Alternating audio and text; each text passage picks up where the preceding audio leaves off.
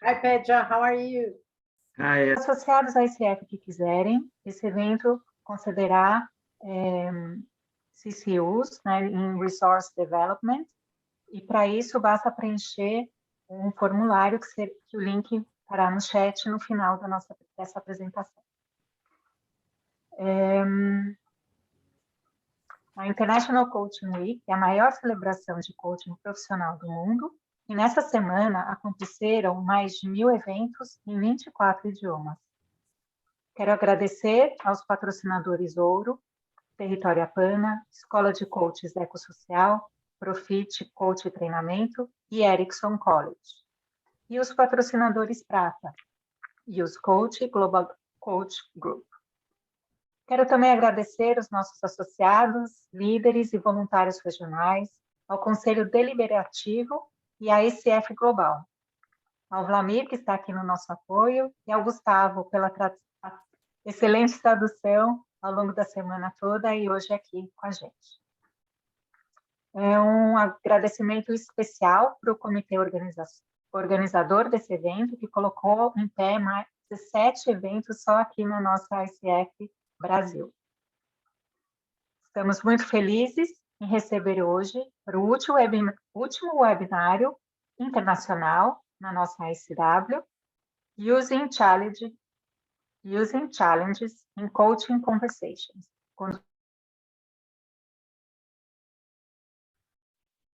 Ilana, você ficou no mudo.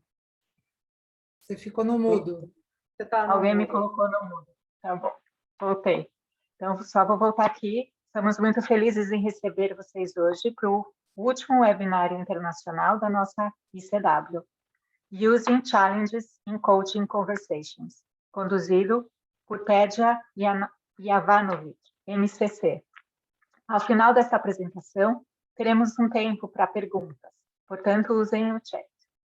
Eu agradeço imensamente a sua disponibilidade e convido a Yassi Rios, da Erickson College, que fará a mediação e a apresentação.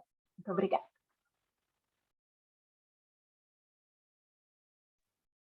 Muito obrigada, Ilana. Obrigada a todos que estão aqui no nosso background, no apoio.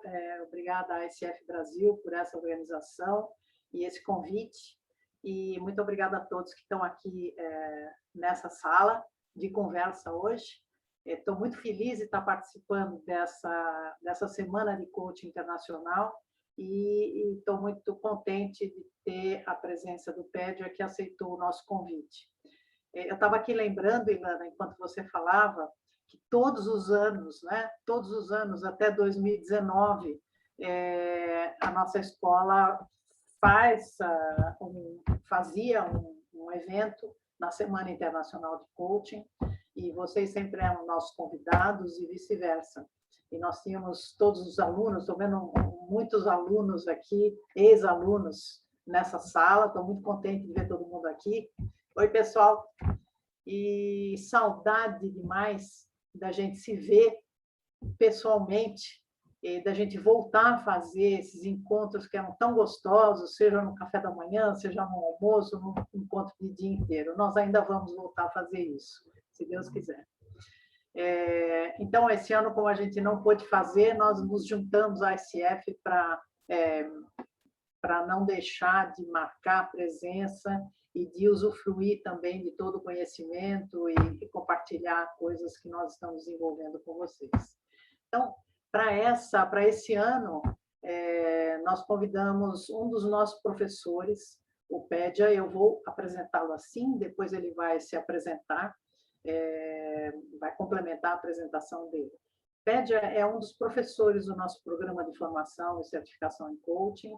Ele, além de professor, ele é mentor também da nossa escola, e Pedja vem sendo um professor dos cursos aqui no Brasil, para os alunos, as classes do Brasil, já há muitos anos, desde antes dele se tornar MCC, não é, Pedja? E Pedja traz uma provocação, traz um desafio interessantíssimo para nós, profissionais de coaching, na relação com os nossos clientes.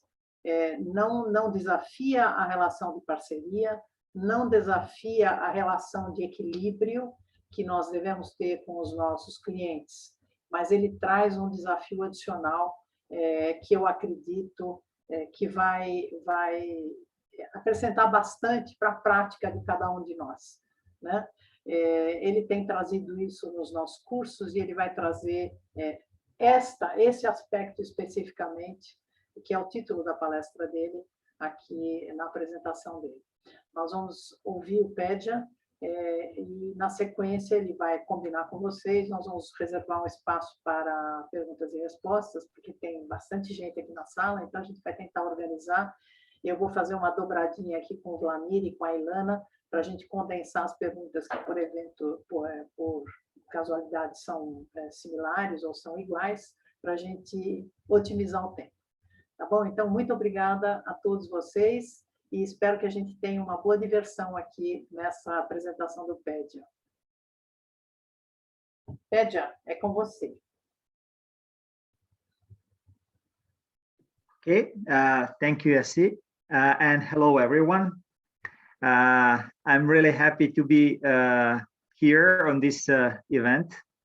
And as Yassi said, for some time, I'm a trainer on the art and science of coaching in Brazil. But before I became a trainer in Brazil, I was a student in Brazil. So like one of my best trainers training that I did actually was in Brazil in 2007. So somehow I'm connected to your country. So I'm really happy to be with you.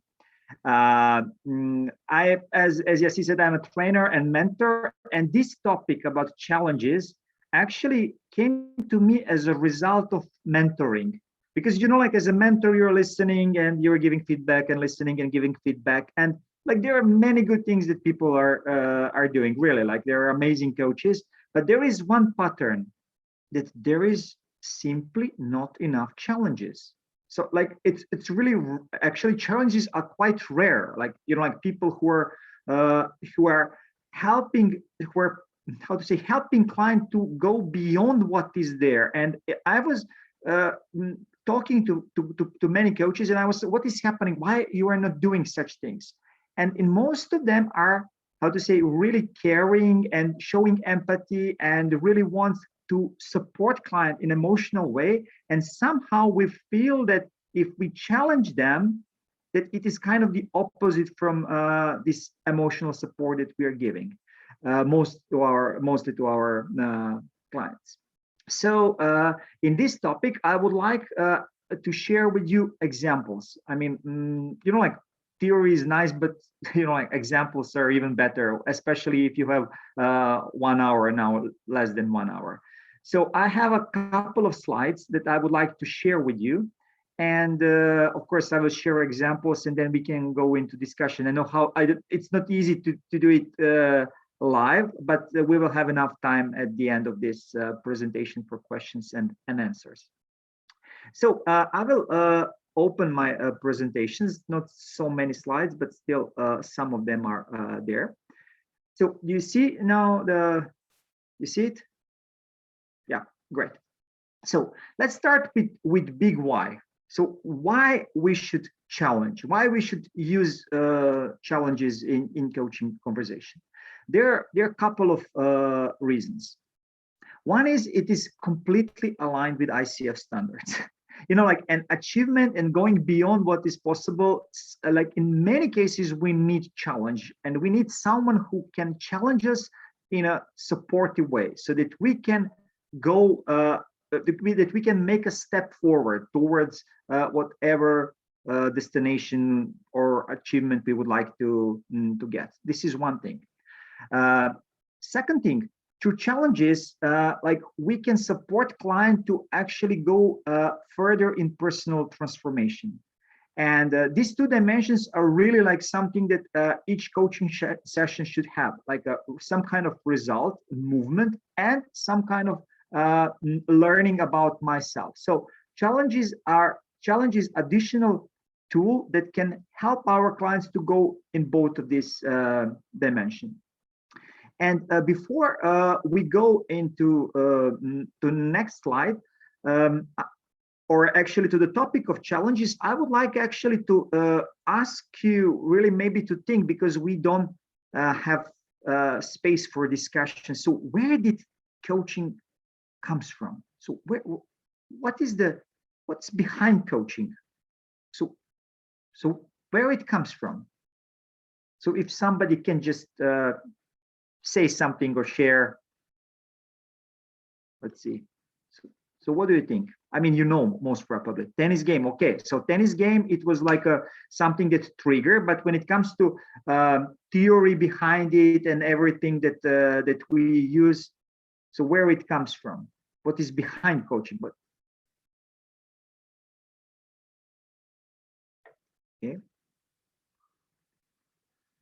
okay, I mean, coaching actually comes from what is behind coaching, what happened before coaching, as we need to actually give credits to to other professions that were there before coaching, such as like therapy or counseling, that had certain core principles and that were there literally before coaching. And you know, like these core principles that are typical for therapies like a solution focused therapy that was there, or I don't know, we talk about Ericksonian therapy or Ericksonian coaching in Erickson College, or other therapies has some kind of core principles that are quite similar to coaching core principles. And the question is, like, are these principles enough in the areas like business areas, areas where we need to shift, to move, to achieve, and so on? So some of these principles that you know, like you're most probably familiar with, this is like from the work of Milton Erickson. Client is okay. So okayness. Client has all the resources. So client resources are internal. Client has positive intention. Client makes best possible choices from those choices that are visible to client, and change is inevitable. This is just example, but in other coaching methodologies, there are similar basic assumptions. But these basic assumptions are quite similar to therapy. I mean, more or less the same. So then the question is, what is the difference? What is the major difference between coaching and therapy? And then we say, like, coaching is future oriented. Coaching has a focus on results, on goals, on outcomes, and that's fine. But in the real world, when I listen as a mentor, there are a big number of coaches that are really staying in past. What does it mean, staying in past? Giving a way more space to client to talk about problems, to talk about what happened yesterday and 3 days ago and 10 days ago, even this morning. So that really those sessions are way more similar to therapeutical sessions than to real coaching sessions that are aligned with ICF standards. And then when I ask them, so why, like, what prevents you to support your client, to shift forward, to move forward? Usually people are saying, I would like to give them more time. I would like to give them more space. And if you would imagine two polarities, and on one polarity is one extreme that gives full emotional support, you know, like, I'm here for you. And I use this metaphor as a mama coach, you know, like somebody who is there, who is caring, who is giving emotional support, and, you know, like almost like, let me hug you. So I'm giving this type of support on one polarity. And on the other polarity, someone who doesn't give support says, what do you want? How you will achieve it, and so on. Something that it's not so common. I mean, I don't see such coaches that are really like, you know, like direct and so on. I mean, simply, most probably there are some of them, but I don't have so much possibility to work with them. Majority of coaches are in this part of this continuum, and like, wouldn't it be great if we can be able to touch both of them, because with emotional support, we can give something that that client can feel good and can relax and can go into direction and exploring all these resources. But with challenges, with basically being more directive, using direct communication, using confronting the reality, we can invite client to shift from the faster from any kind of limitation that client is currently facing. And of course, like we need to have a different approaches for different people. And I will give you one example at the very beginning. A couple of years ago, I mean 6 or 7 years ago, there was a lady was writing us via Facebook, and she asked us, so will you can you help us, can you help me, my sister was hypnotized, and like somebody was applying like NLP on her, and then she doesn't know what she's doing, and if you can help us. And because we do some NLP in our school, and my colleagues from marketing asked us, so what should we do with such a request? I said, look, I never heard in my life that somebody's hypnotized like the person doesn't know what he or she is doing. But you know, like if the person who experienced such a thing wants to come, I'm really okay to meet her and to discuss with her. And then the lady come with her husband, and she said, I asked her husband, of course, to wait in the next room, and I asked her, so what's going on? So why we're here?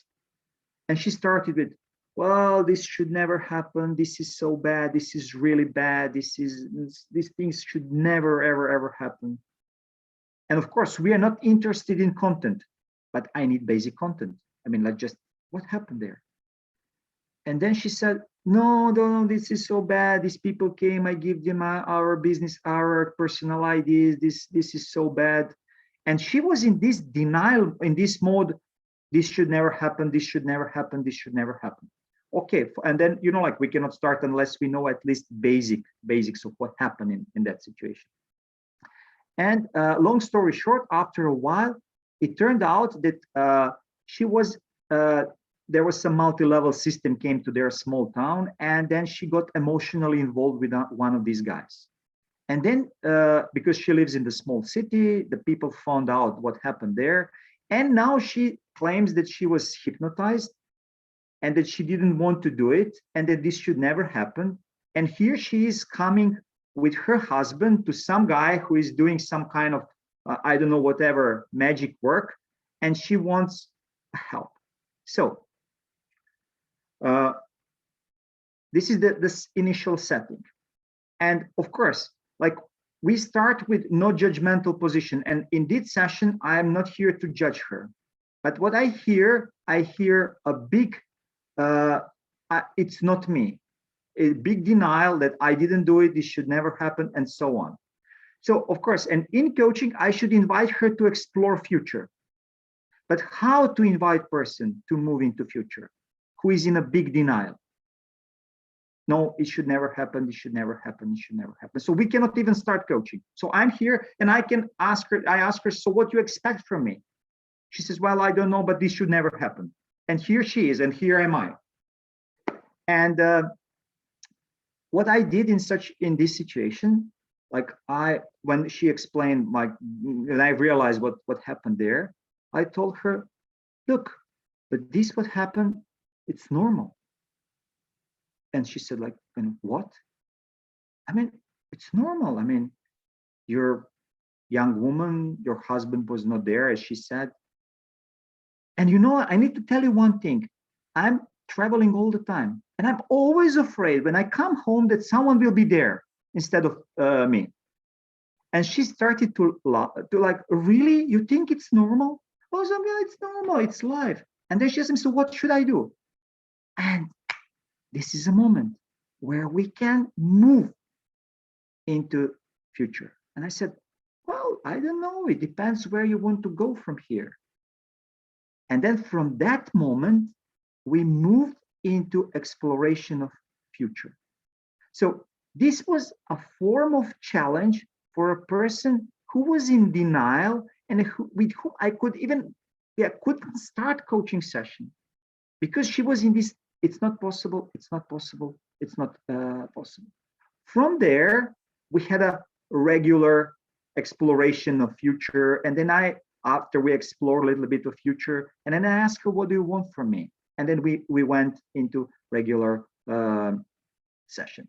So this is a simple example where without challenge, initial challenge, like I could stay for a long time into, okay, I'm here for you, but like we need to shift to make a step forward into the future, but client is not ready. So I don't know if you're familiar with this diagram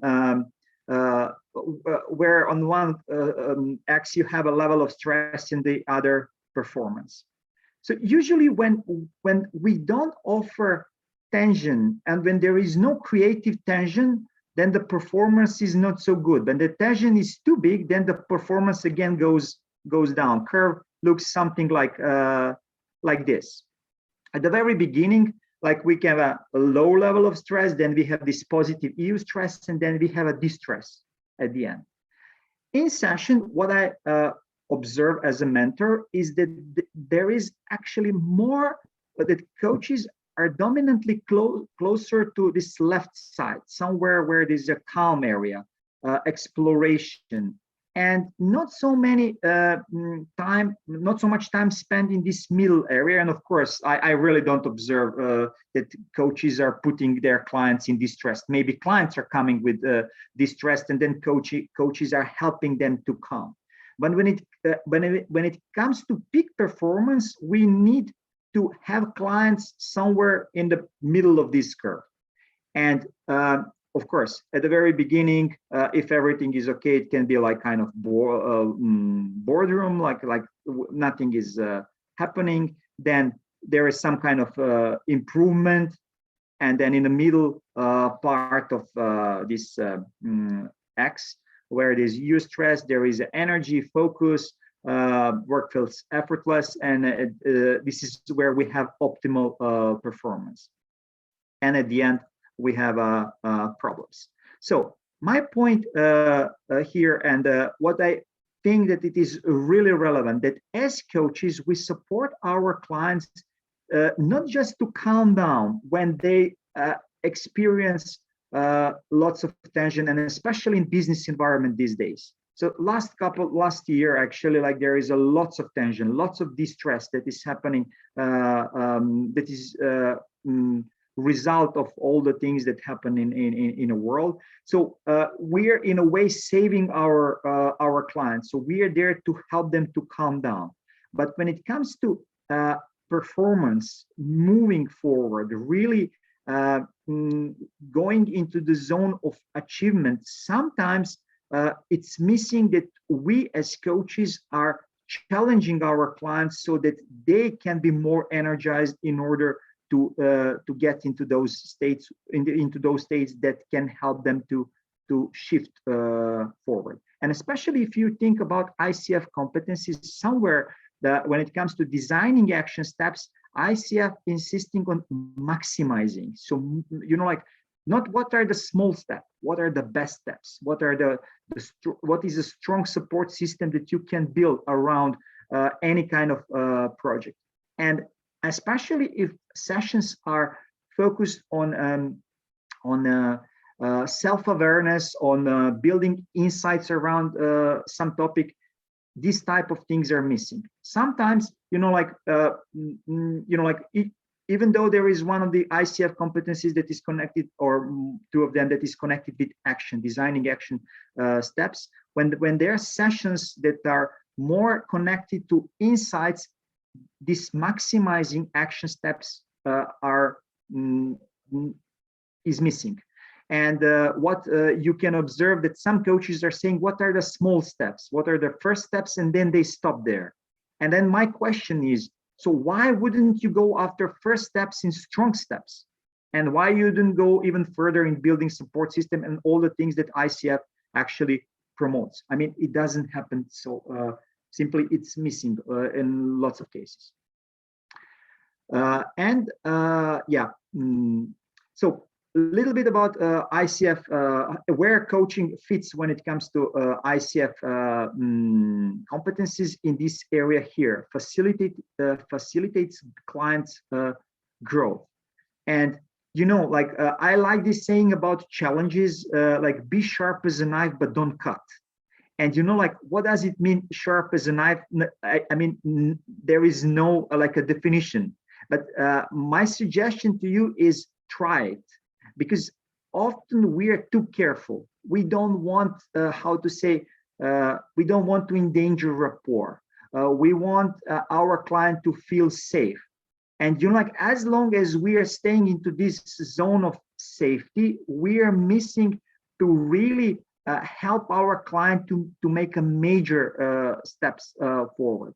So my suggestion to you is really to explore ICF competencies and really to read them carefully and to see like what might be some typical situations where you can how to say go beyond just a typical open-ended question. And I will give you another example. There was a client who is big telecommunication, international telecommunication company. And what happened is that they have one manager who works on very specific positions. So it's not easy to change them. You know, like if a person leaves the company, the best way is basically to hire another one, because you know, like they stay for a longer period of time on those positions, and then you're like building successors. It's not so easy. So simply the position is not standard one, if I can say like that. And what happened? The direct superior of this manager changed, and this person that I'm talking about, from being high performer became low performer. And the company actually wanted coaching for this manager, and they didn't want coaching for his direct superior.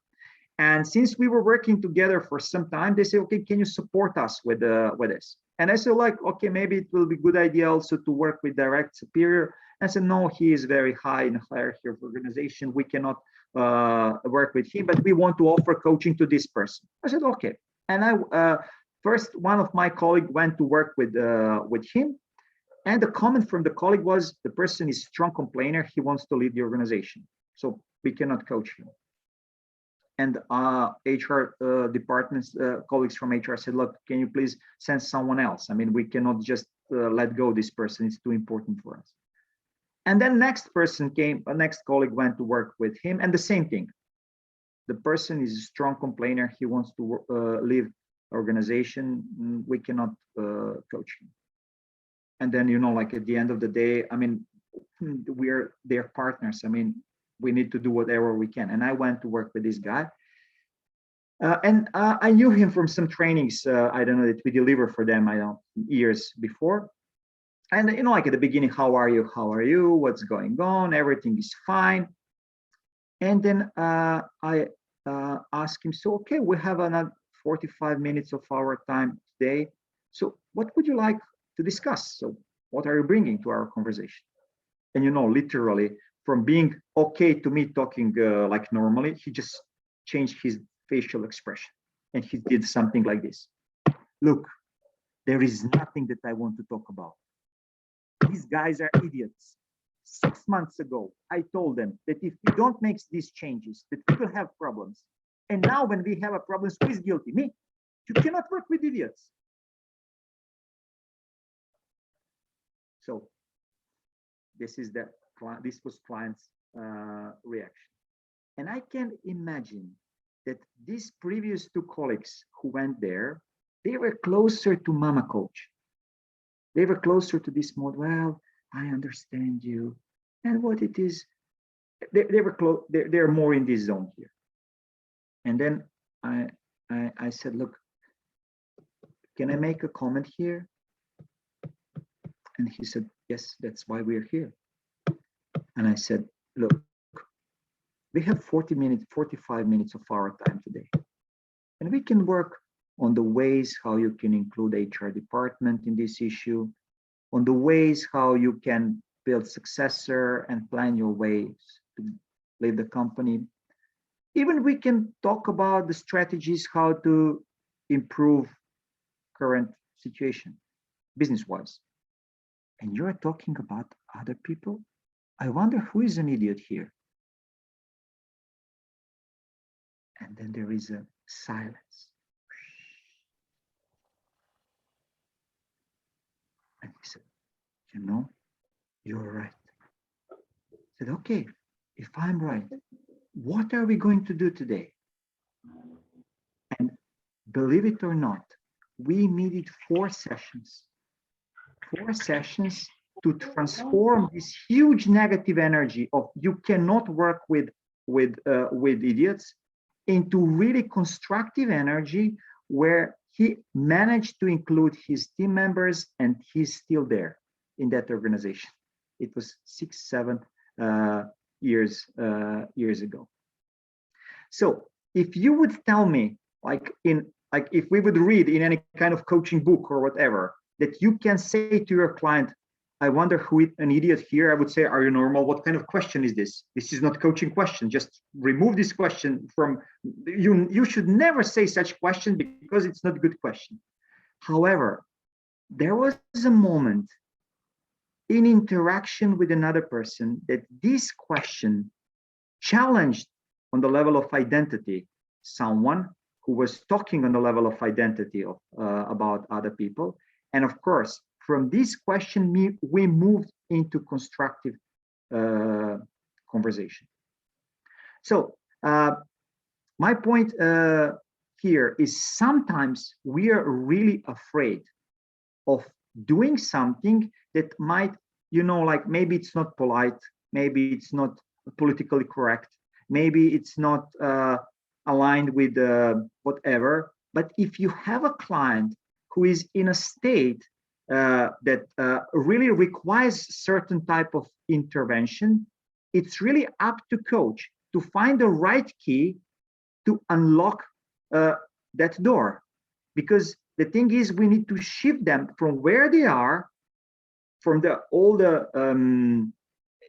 from emotional state that they're currently at that is not good, into something more constructive. And sometimes the way might not be really how to say regular, typical, or something that we usually that we are used to in a typical coaching approach.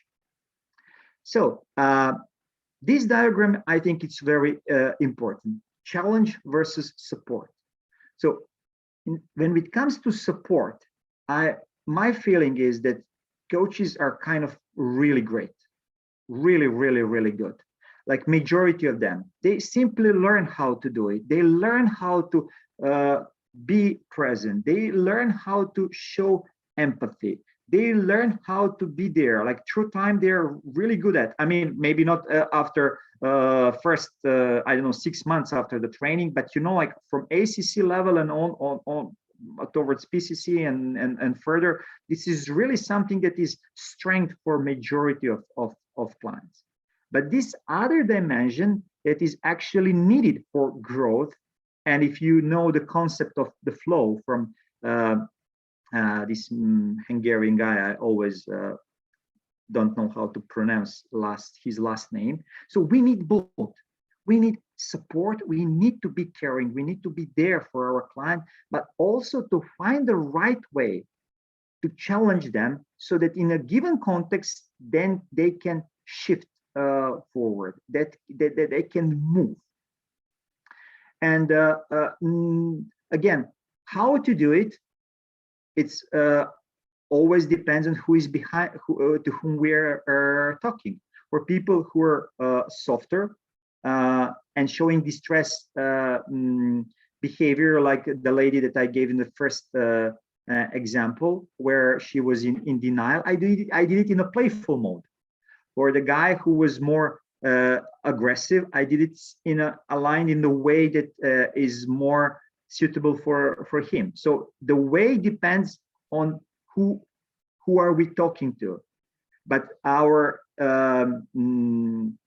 my suggestion to you is just don't be too careful, because sometimes, like we're afraid that aren't we going to go across the border and across the edge, and then I'm kind of too careful. But like if you want to know where the border is, you need to cross it several times.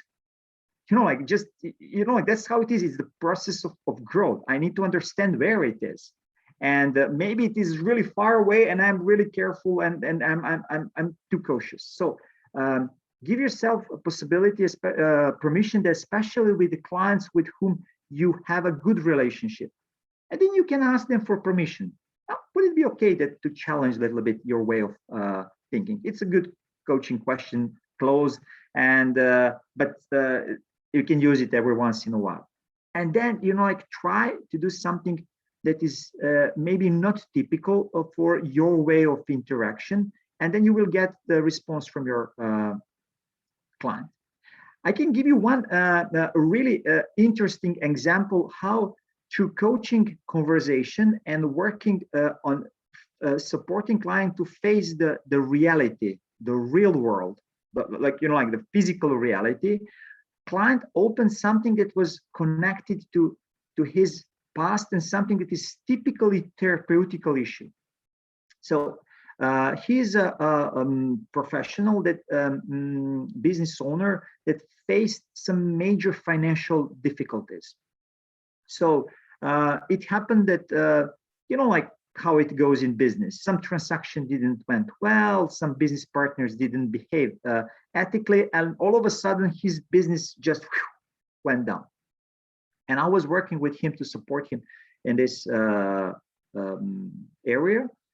And like after a while, clients get used to our questions and our setting. So he learned that before each session, I would ask him, so what is his best possible outcome? So what it is that he would like to get.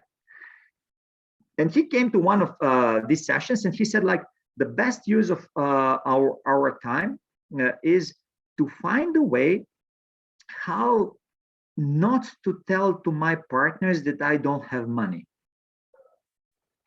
And I said, look, can you please just rephrase it a little bit differently? And I said, and he said, look, I don't have money, but I would like to find a way how to avoid, how not to tell them, but how I kind of wouldn't like to lie them, but I would like to go to somehow not to face this thing that is reality, that he doesn't have money to pay. And like I was a little bit for a moment I stopped, and of course I was not thinking, it was unconscious competence. And I said, look, but do you have money? Do you have it? I said, he said, no, I don't have it. So I said, so what stops you to say that you don't have money? So I could never say such things. So I could never say such things. It's his belief around reality. And I said, and of course, this is before we started coaching session. This is like a preparation for coaching session. And I said, okay, but what prevents you to tell them that this is a real thing? And you're like, says, no, it's not possible. Whatever we do, I will never tell them that I don't have money. Not because I want to lie them, but because I cannot do it. It's really not okay. I will find some way in future. And I said, look, but I don't want to coach you around this topic. And he said, what? No, I don't want to coach. So what do you mean? This is my time. This is my session. This is my money. I want to do this topic. I said, look, but if this is reality, why don't you say it's reality? He says, no, like I want this thing. And now we are discussing. So like, can you? So are you able to say that you don't have money? He says, no. Do you believe that it is okay that you don't have money? No. And what would you say? Can you, with the action step that you don't have money, is it possible to do it? No. Nothing is possible from all these things. So, well, okay. So maybe I'm not coach for you. And like now there is a moment where like we're getting into this kind of dynamics, which is really strange. But he said, well, I want to coach you to coach me. He says, what do you want from me? And he said, look, like I want you to help me to find a way how not to tell them that I don't have money. He says, okay, if we imagine 3 scales, one about beliefs, on a scale from 1 to 10, how much do you believe that it is okay, not that it's okay not to say that you don't have money? 2. And a scale of capability from 1 to 10, how much are you capable to say? 3. And on scale of action, 2. So when you see these 3 scales, what you can observe, I just put it in front of them, him. And there was a break, and then he just did this. Oh my God. And he remembered with not proceeding, just putting in front of him and not proceeding in that direction, which is not typical. I mean, it's not typical that we don't proceed.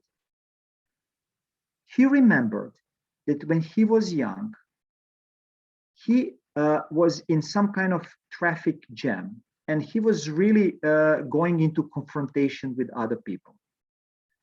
And in this traffic jam, he got into fight with another driver, and the other guy got out from the car and hit this client of mine, and the client of mine hit him back, and the other driver fall on the ground, and he started to I don't know if he hit his head or whatever happened, to have a foam on his mouth.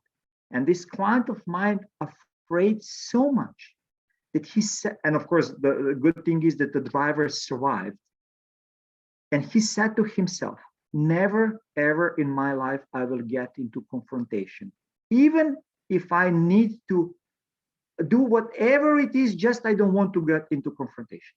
So look, this is not coaching topic, this is therapeutical topic. He needs to do it another intervention to resolve these things. But with insisting on facing the reality, the physical reality, and me not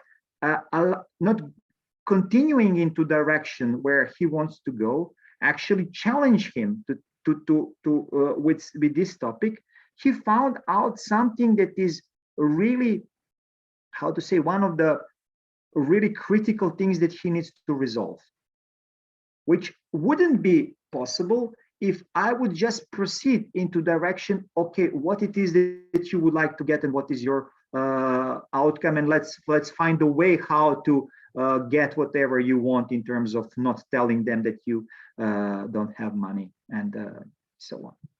So important thing here is that in many cases, coaching, it happens that coaches are not insisting on what is reality, like a physical reality. I'm not saying interpretation of reality. I don't talk about my belief around this reality, because we all have, I mean, I don't need to talk to you about these things. But what is physically real in terms, do you have it or not? And if you don't have it, so what is happening if you don't have money? If this is a fact, what will you do with this fact? And often this thing is happening with action steps. What I am observing also, that many coaches, when we talk about connecting sessions, when the client doesn't take action steps that client defined, coaches are too quickly going over that thing. Okay, just they kind of proceed. But this is again a moment where it's a good moment for confrontation or for challenges. If this is what happened in the real world or not, so what are your learnings out of it? And how many sessions you accept, is okay not to take action steps? And are you then confronting your client with these things? And what are you doing if client really session after session doesn't take action steps. And it happens often when it comes to corporate coaching, especially with internal coaching, where kind of clients are part of bigger development program, and they use these sessions for exploration, for brainstorming, for getting emotional support. But when it comes to commitment or payment, we are through action steps. Often it is missing. And I would like to give you one more example for the end of this webinar. It happened actually. It is connected with the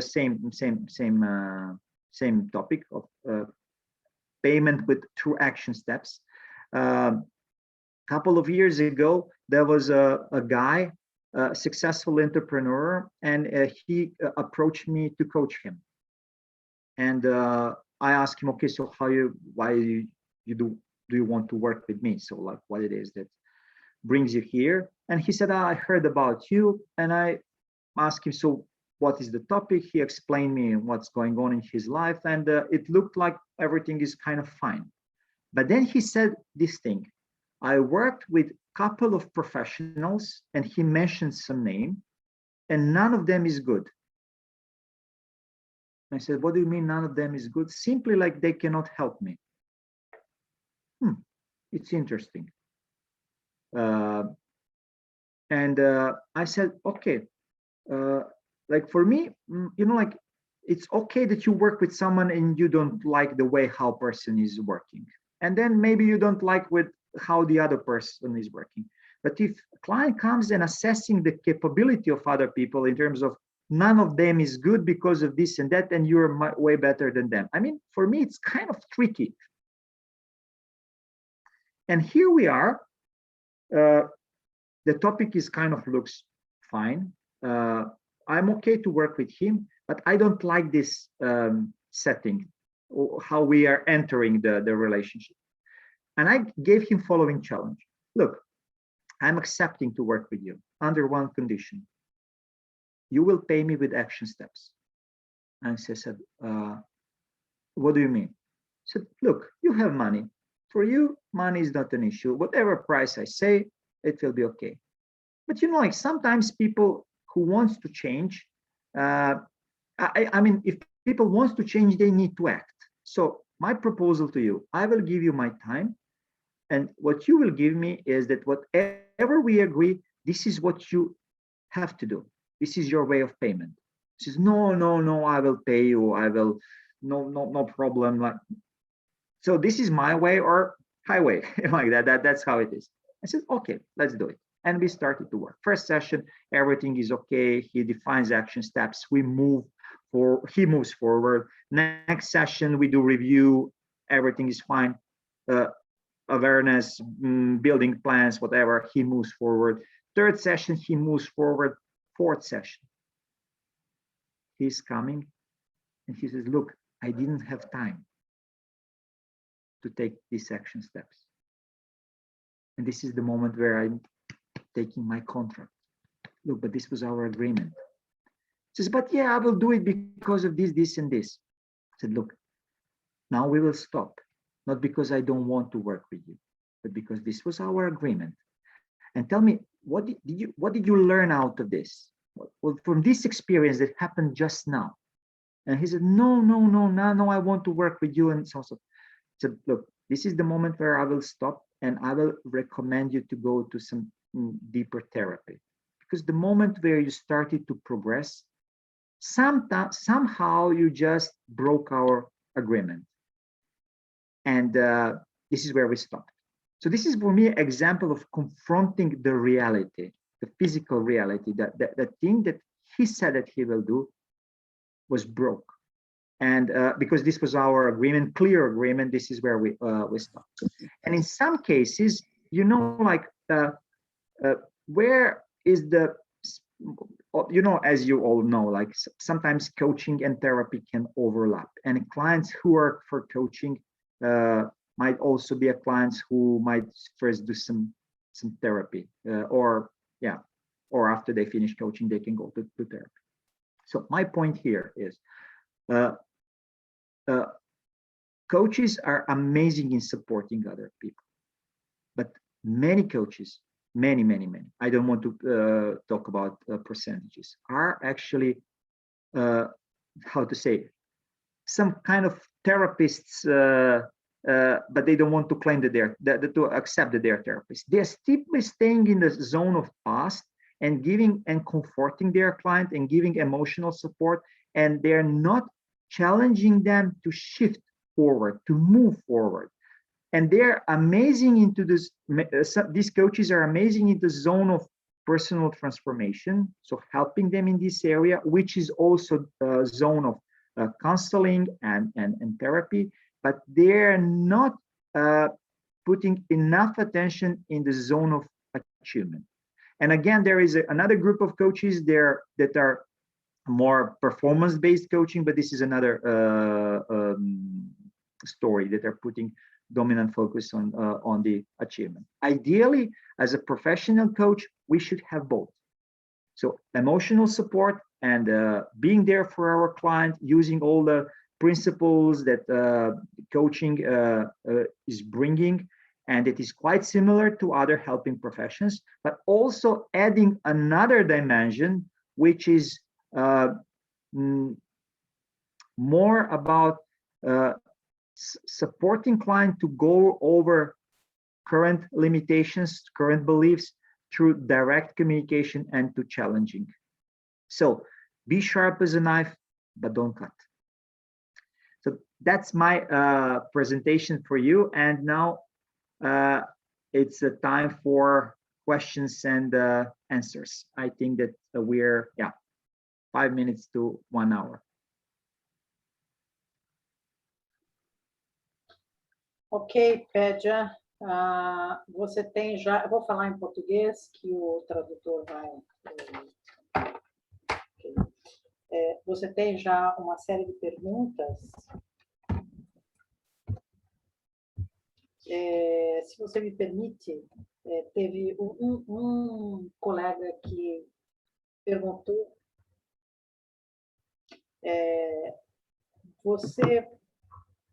Qual o grau de rapport e confiança que você deve ter já para poder desafiar o seu cliente, né?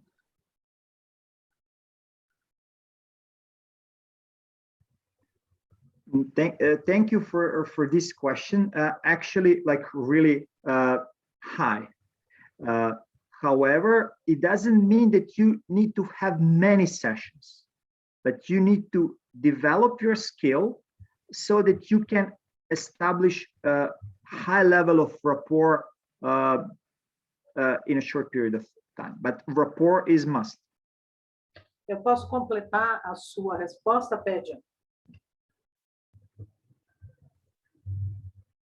E é um desafio para os coaches, principalmente os coaches do mundo corporativo. Às vezes, assim como eu, vocês também devem receber clientes que vêm fazer o coach porque a organização decidiu isso, não é? É muito comum.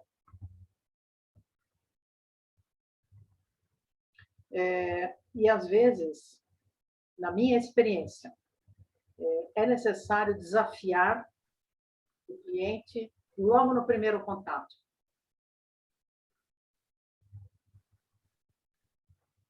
Para ele decidir se ele quer fazer o coaching.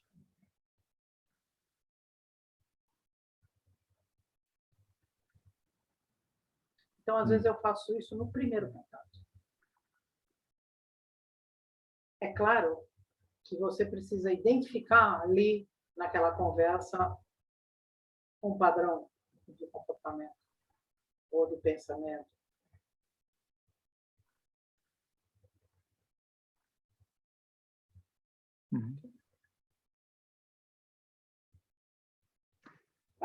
Outra pergunta, relacionada com essa primeira. Nós precisamos pedir permissão para desafiar o cliente?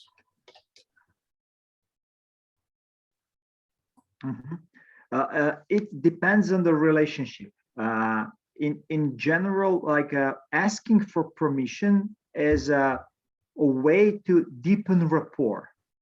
And you know, like sometimes there is this pattern that coaches are asking for permission too frequently.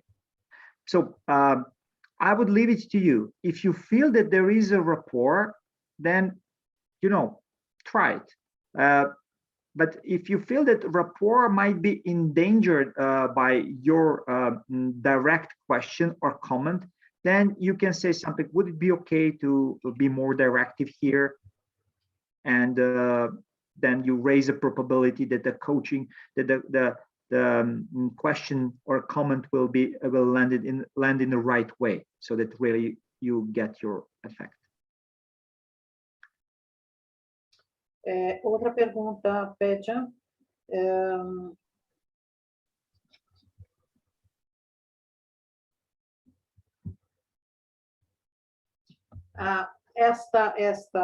Esse desafio que você coloca está conectado com a competência de evocar a conscientização?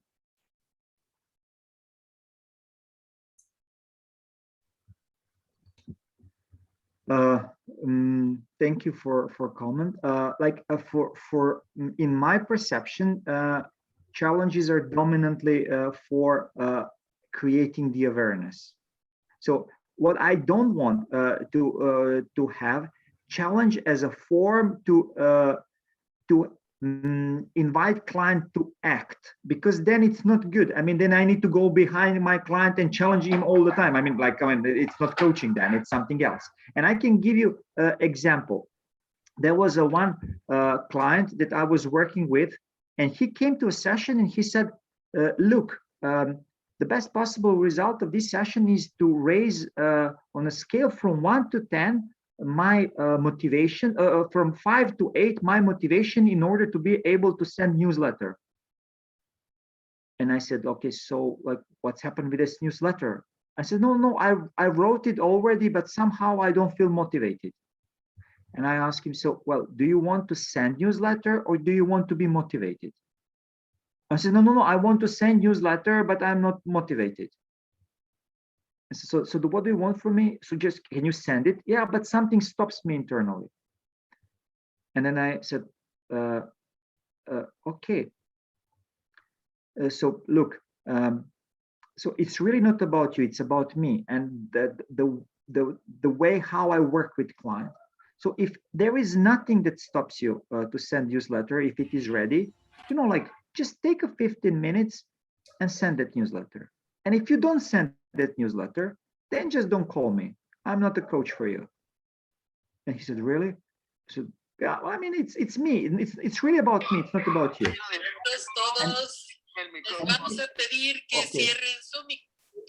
And so I hear some sound. Okay.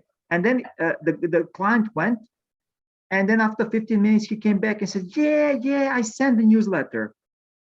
Look, and this is where coaching starts. So, okay, so what did you learn out of this experience? So my challenge to him, it was, although it affected performance or movement in the real world, it was not for the purpose of performance.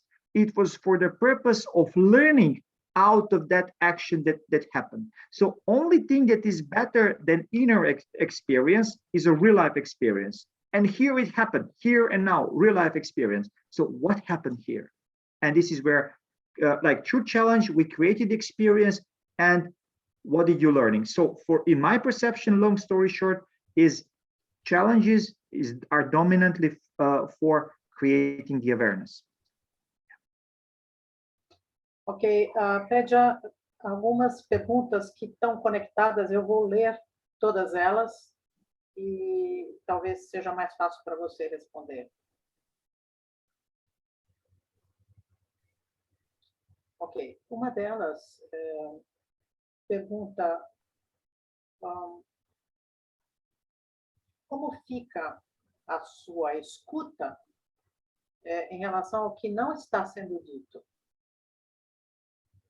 Escuta profunda.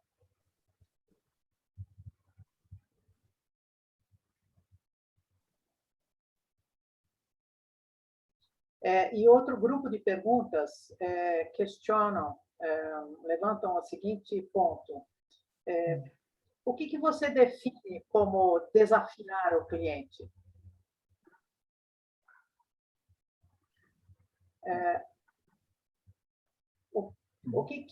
Como deve ser a pergunta para o seu cliente para ser considerado um desafio? Okay. Okay. E a outra, para completar, tem uma pergunta que coloca: não seria melhor, ou não seria o caso de convidar o cliente a aprender com o próprio comportamento dele?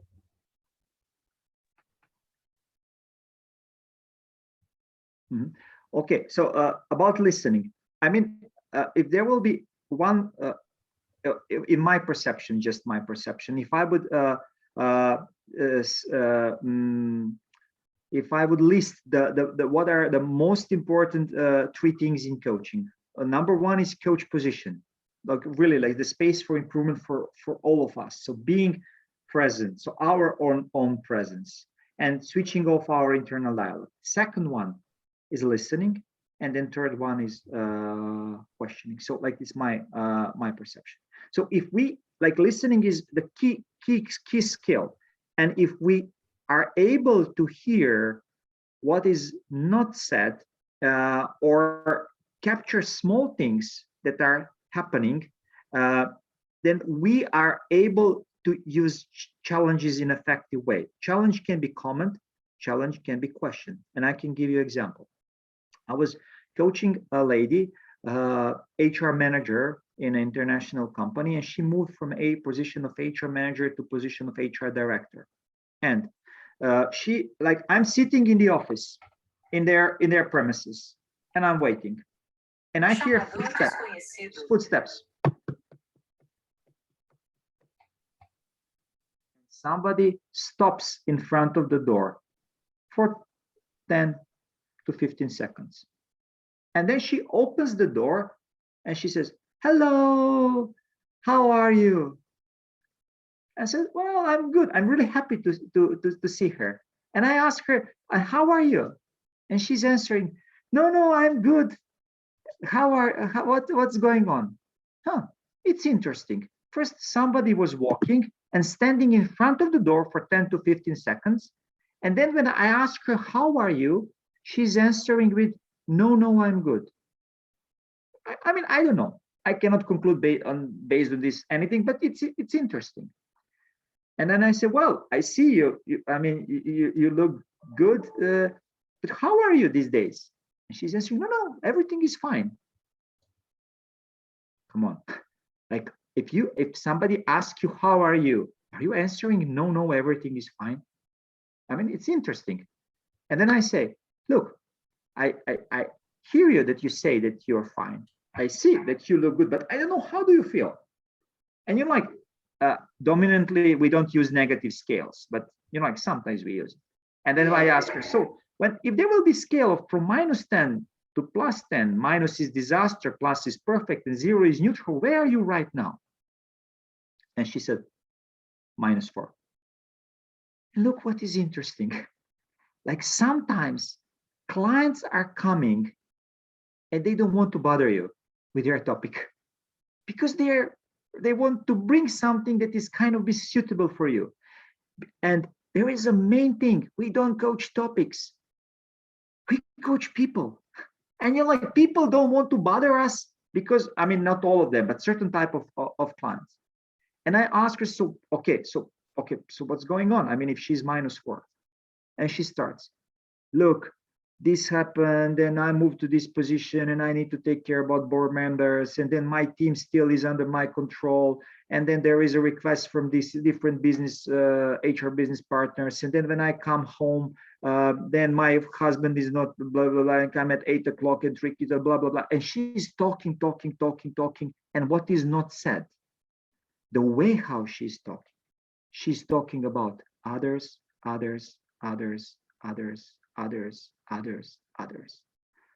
And I ask her, "And can I ask you a question about," and this is asking for permission. She says, "Yes." So what would you say if there will be scale from 1 to 10? And 1 means you're not flexible at all. And 10 out of 10 means I'm really flexible. Where are you with your flexibility? And she said, well, around 8. And here is a challenge. And I said, to me, it seems that you're around 2. And she said, what? What are you talking about? Around 2? I'm doing this and this and this and this for this person and this person. I'm the most flexible person here. And I asked her, and what are you doing for yourself? And she's like, so what should I do? And I said, well, I don't know. It depends where you want to get. And this is where coaching starts. So like listening is a critical, because if we hear it, then we can challenge. But if we don't hear it, then nothing. So like this lady claims that this session saved her life, which is, again, not typical way of approaching a client.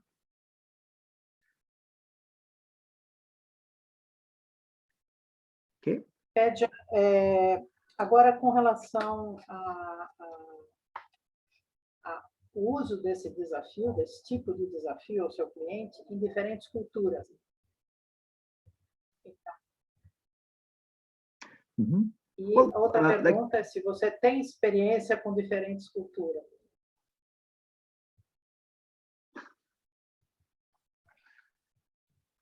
Look, I have another culture at my home. We are cross-cultural family. Like from so my wife is Czechoslovakian and I'm Serbian, and we are like dominantly. I mean, I'm working also from Brazil to China. So like the form, the challenge is there, but the way how you challenge, it depends on cultural norms. So some cultures are okay with more directive. I mean, if you work with in China, I wouldn't suggest to be so directive.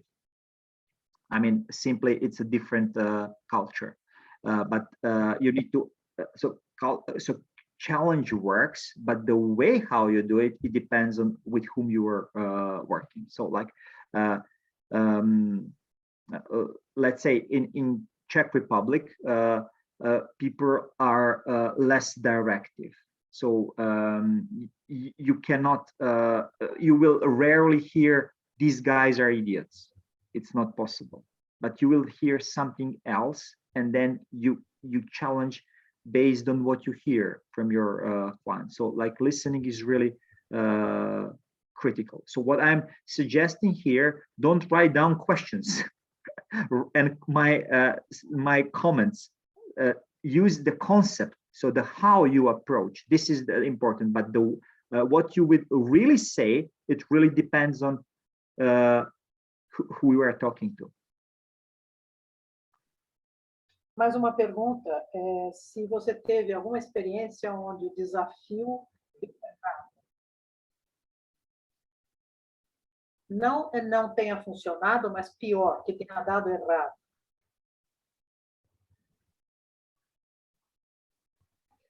Really, like I don't remember as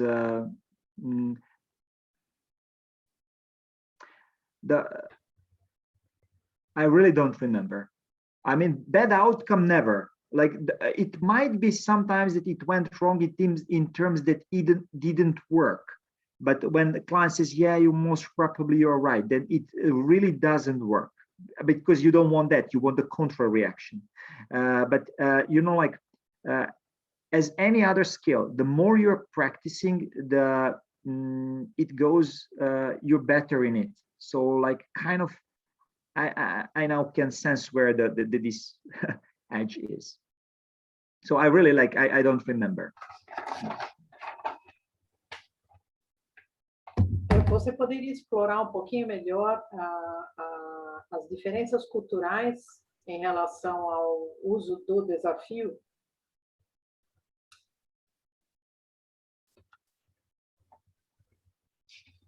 Look, like as a structure is literally the same. what you can observe in different culture.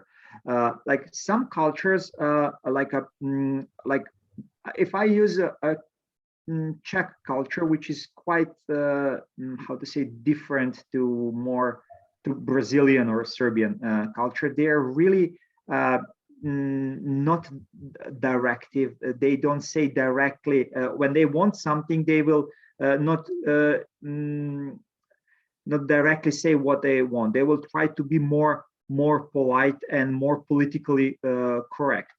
So in such cultures, like simply like the way of challenges needs to be, if I can say, aligned with their dominant way of interaction.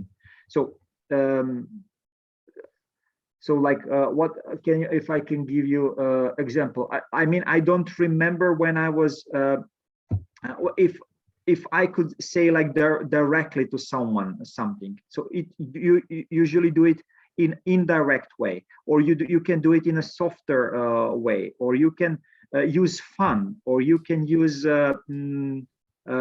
challenge. Might be also like I can give you example. I was working with a lady. She's from Russia, and she was talking about her son, and she was saying how he should do this and that, and then she was talking about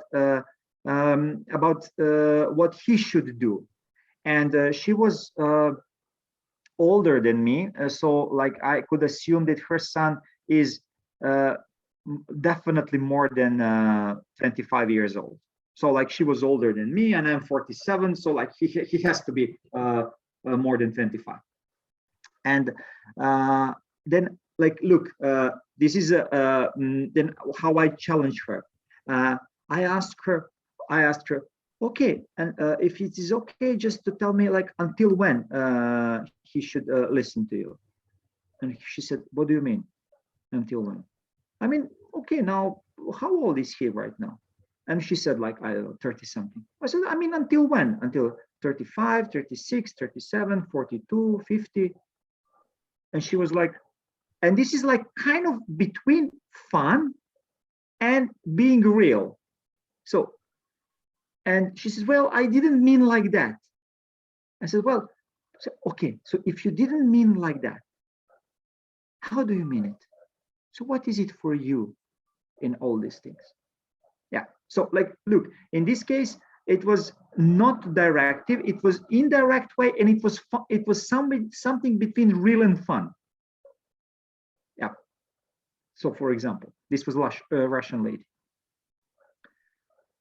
Só para complementar, como a gente trabalha em 80 países, todos os continentes,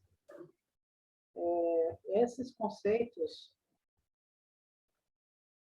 é claro que você tem que respeitar o estilo de linguagem, as regras de conduta, as crenças, mas funciona em qualquer cultura.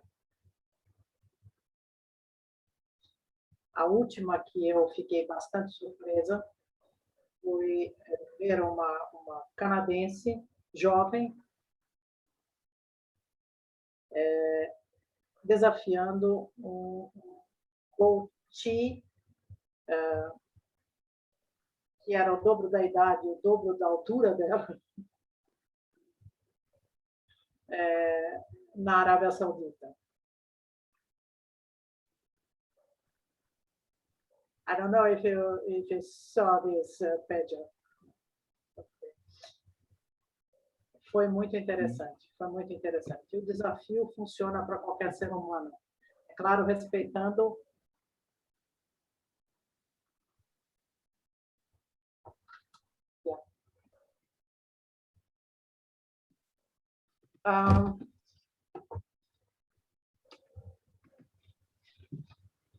eu acho que todas as perguntas já foram respondidas.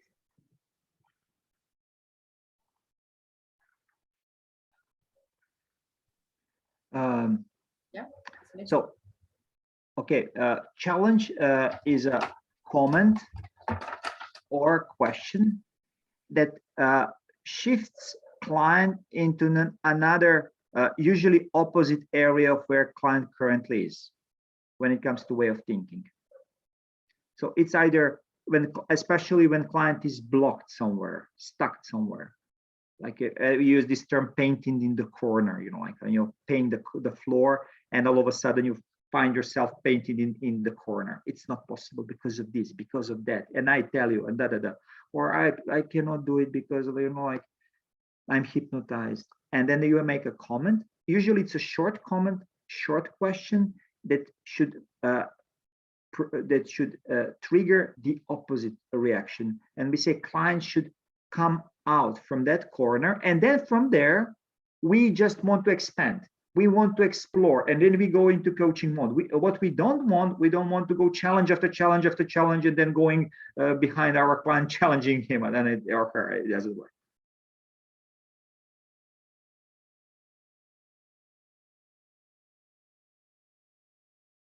Todas as perguntas que estavam no chat foram colocadas individualmente ou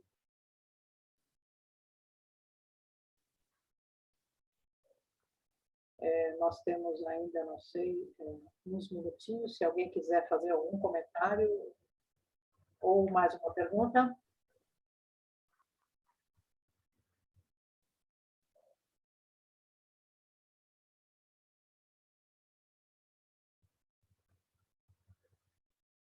Ok.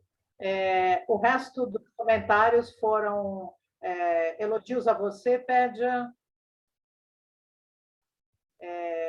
que agradecem muito a sua transparência e a maneira como você compartilhou sua experiência de maneira aberta e franca.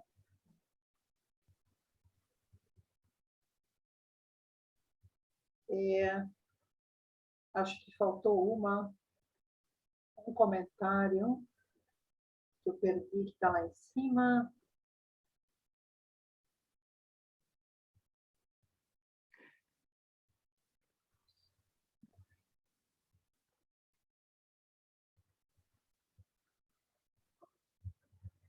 Like yeah. Thank you.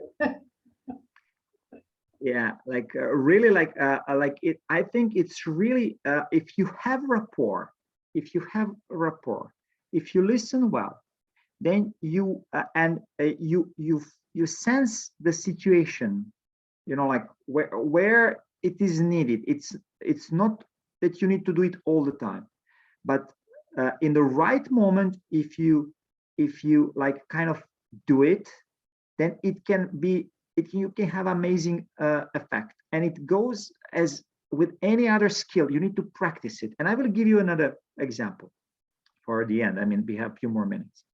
Look, I was coaching a lady. She's head of legal department in big company. And we were usually working before working hours, before, like in the morning we go for in a cafe, no one is there, nice weather, 8 o'clock, we have a coffee and we do coaching session. And look, here she is, she's coming for a session. Look, I'm really very correct and polite, and I don't make comments on my clients. Look, it's my client, it's not my friend. It's really like, it's very important to have a professional relationship. But she's coming and she looks great. I mean, she looks good. And look, first, I don't date my clients, nothing, like that's it. There is nothing, no intention. But she's coming and she looks different than she looks usually. And then my unconscious mind, my own unconscious reaction is like, look, wow, you look great. And she's, yeah, thank you. And I asked her, so what's wrong today? And she said, what? I mean, like, I don't know, but usually when a woman looks so good, usually it's something wrong. And she said, ah! Starts to cry. Like, look, she didn't want to bother me. with her topic. And she's like, I didn't want to bother you. It's so bad. Like I wanted to bring this down. And another thing, we don't coach topics. We coach people. Can you imagine? She brought something something stupid, and she wanted to hide the most relevant thing that was in her on that day. And like my comment was a form of a very subtle, how to say, like poke, which I never did it so far, and I never repeated. But like once, if you allow yourself and you open yourself to do such things, so your unconscious mind will sense the situation, so that you can like trigger something, and then you continue with coaching. That's it. There is no, that's it. Pedro, acho que a melhor definição que você deu de desafio, de desafio do cliente é esse.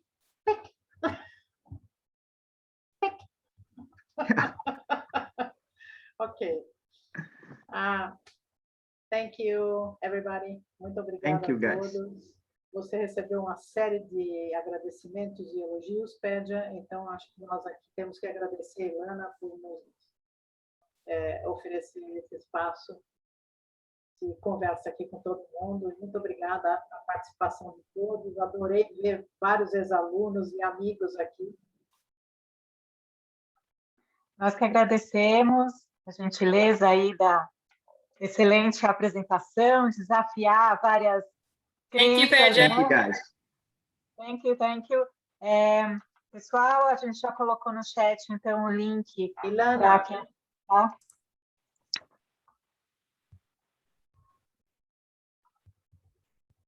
Estão me ouvindo agora? Sim. Yeah. Então, eu gostaria de agradecer muito a excelente apresentação, a nos desafiar a pensar diferente, né, quebrar nossos caminhos certinhos aí. Gostaria de lembrar que a gente já colocou no chat o link para as CCUs.